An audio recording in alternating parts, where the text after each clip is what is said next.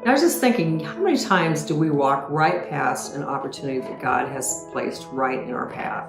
Our days are full of moments to experience God's grace, His generosity, His gifts to us, which we often chalk up to coincidence or a lucky break, if we notice them at all.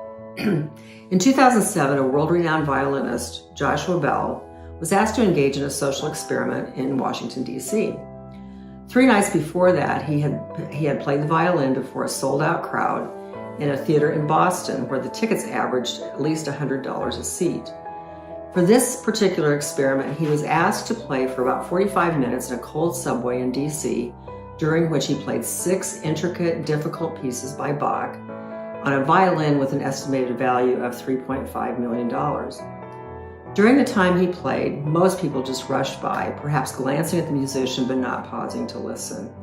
A couple of people dropped $1 or $2 into his case on the subway floor, but then just kept on moving. Several children seemed kind of intrigued by the musician, but their parents hurried them along, trying to make their trains. When he finished playing, there was about $32 in his case. 6 people had stopped to listen for a short time, but most of those passing barely gave a passing glance.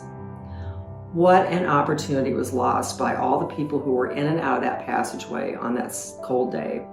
One of the world's best violinists was performing a free concert, intricate numbers by Bach on a Stradivarius violin, one of the most prized instruments ever made.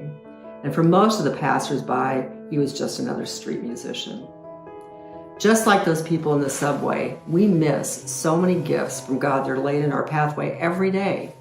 We get so wrapped up in the busyness of life that we fail to appreciate all the beauty and goodness that He provides for us just because He loves us so much. And it's not just the gifts that He lays in front of us, like a gorgeous sunset or a chance to appreciate the glories of His creation when we're on vacation, but maybe it's just sitting in our backyards and enjoying the quiet and the peace.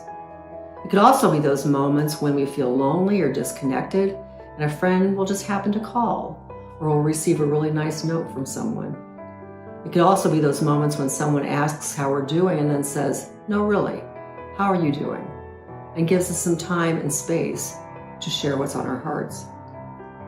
There's a familiar hymn that I love called "Open My Eyes," and it really speaks to all of this and what we get from God in so many ways. The first verse says, "Open my eyes that I may see glimpses of truth thou hast for me. Place in my hands the wonderful key that shall unclasp and set me free. Silently now I wait for thee, ready, my God, thy will to see. Open my eyes, illumine me, Spirit divine."